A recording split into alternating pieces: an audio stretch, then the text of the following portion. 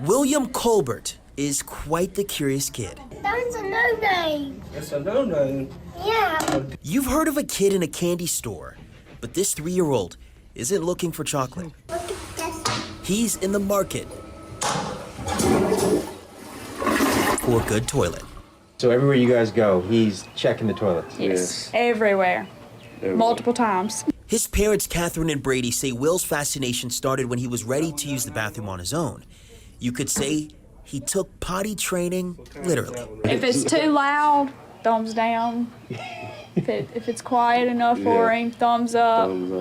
If it leaves any trace of anything, it's a bad toilet. You can see in his reaction, that's a bad one. But this store full of appliances is just one of several stops to make this little warrior smile. This year, William went from playing at home to playing in a hospital bed. You better not. In February, doctors discovered a growth in his growing area. It turned out to be a rare form of sarcoma. Thankfully, they caught it in its early stages. But if you ask his parents, you'd never know that little Will is fighting for his life. You want to see my tablet first? He understands that he has cancer, and he understands, you know, he has to have the medicine to make him better. But I think he's just kind of taking it one day at a time, living his best life. He's doing amazing, though. William is spending every day doing what makes him happy, checking everyone's toilet. Let's see what kind of it is. It's Cobra. And to take his unique hobby to the next level, the professionals want to bring him in. All the guys out there are really excited for him to come in here, and he's gonna put his little uniform on and look like one of them for today. The guys over at Skeen Plumbing and Gas heard about William's story and decided to put him on staff for a day. All right, go work on it. Check it out, he even got his own tool belt and custom-made toilet to take home. There you go. After a little training, Will even went with a plumber to see how it's done. Seeing his excitement means everything to his parents. And it has filled our hearts. We've been so emotional about it, just to know that what he truly loves to do is he's getting a whole day just to experience and have fun and be a kid and not have to worry about cancer or his treatments or doctors. His mom says this is now his new favorite toy and toilet, It's broken. even if it doesn't flush. In Madison County, Cecil Hannibal, 16 WAPT News.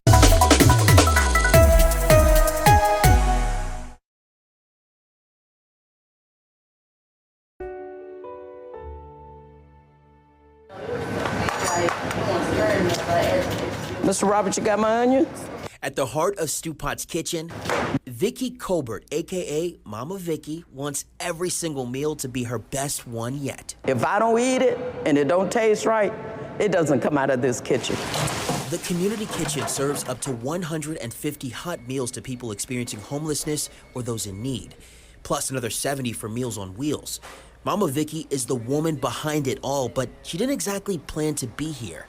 The nonprofit was suddenly without a chef last fall. Colbert, who's a retired education administrator with a culinary background, just happened to be volunteering that week. She had already been here as a volunteer, and I heard about her in the kitchen and heard about her food. So I came to just kind of try it out and found that she made the most delicious macaroni and cheese ever. It was so good, in fact. The executive director says they asked her to stay for a week, and nearly a year later, Colbert couldn't imagine being anywhere else. So if I wake up every day in my right mind and I'm able to walk and talk, I need to be doing something grateful with that. And I come to Stew Pot, this is not a job for me. This is a ministry. It may be considered a soup kitchen, but she's serving up much more than your average chicken noodle. Gotta cook a little bit longer. From southern fried catfish to homemade hush puppies, she's making real home-cooked meals out of donated food. Really requires someone in the kitchen or some people in the kitchen who can take whatever is donated and make a meal out of it. That's a skill. My sisters and brothers told me the same thing. Give Vicky some sugar and flour, she can make a meal. That familiar magic touch is how she earned the name Mama Vicky. These handwritten letters are proof of her impact. They're from just some of the Meals on Wheels recipients who are so thankful to have her. So I'm glad that I'm here. You know, I know it had to be a calling that I had to do. And I love these people, I really do. In Jackson, Cecil Hannibal, 16, WAPT News. As the 2023 graduating class of Brandon High School begins a new journey, for one graduate, it's a special moment because of what it took to get here. We didn't really have a suitable place to live. Anaya Owens has lived through unimaginable circumstances because of her mother's mental illness.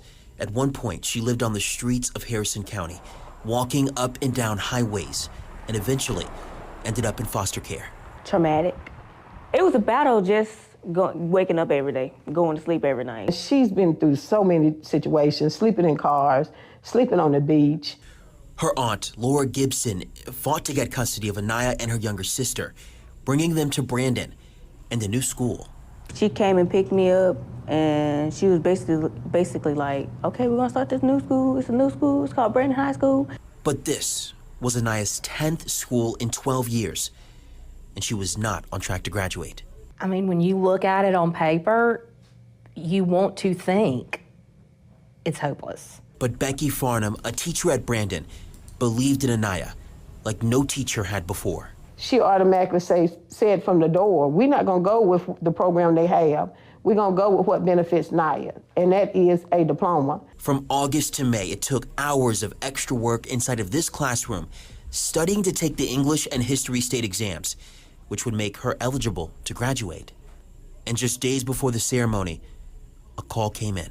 I heard the phone going on. I said, hello? I said, I have some news. And she said, that state test. I said, I do. I said, you passed it, Anaya. I hung up and I cried. Anaya Owens, in just a few years, went from walking on the interstate to walking across the stage to receive her high school diploma. Seeing her be successful like that, it validated for me that what I do every day means something. After over 2 decades of molding young minds, it was Anaya who showed Miss Farnham the true impact she could have. And it was this special bond between student and teacher that may have just changed the course of this young graduate's life. In Brandon, Cecil Hannibal, 16, WAPT News. We are here in Pensacola, Florida, and for one couple, helping isn't a choice, it's a lifestyle. We are headed to volunteer. And it might sound unconventional. The initial reaction was, are you all nuts? But Shauna and Tony Hayes are crazy about volunteering. So much, in fact, they've made a very big commitment. We jumped up, we sold everything we own, we cleared our house, we put our house for sale. With remote jobs and their kids out of the nest, the two left Houston in this tricked-out RV. Welcome to our home on wheels. To see the country, but not just to sightsee. We travel around the United States. We live in each city for a month at a time, and all we do is volunteer somewhere every day. From Pensacola, Florida, all the way to Memphis, Tennessee, combined, they've put in over 100 hours a month at various nonprofits. Their latest stop is right here in the capital city, volunteering at places like We Will Go Ministries, Stew Pot, and more. This is a mission and a journey that we feel so strongly that God has led us to, and we are going to be obedient. This marriage on a mission is driven by a desire to help people who are at their lowest. I'm the luckiest guy in the world. You may see Tony smiling ear to ear now, but before he met Shauna, the Army veteran suffered from PTSD and depression after serving in Operation Desert Storm. He says it was their union, faith, and service that saved him. I thought I was hurting. There are hurting people out here. So just by being willing to say yes along with my wife, man, I could see that I've been blessed the whole time. No matter what you think you have or don't have, just be willing to help. The Hayes hope their story will inspire others to get involved in their own community. Tony and Shauna say you don't have to drive across the country to make an impact. They say just give a little of your time to an organization near you, even if it's up the street. With good intentions, good deeds can go far. In Jackson, Cecil Hannibal, 16, WAPT News.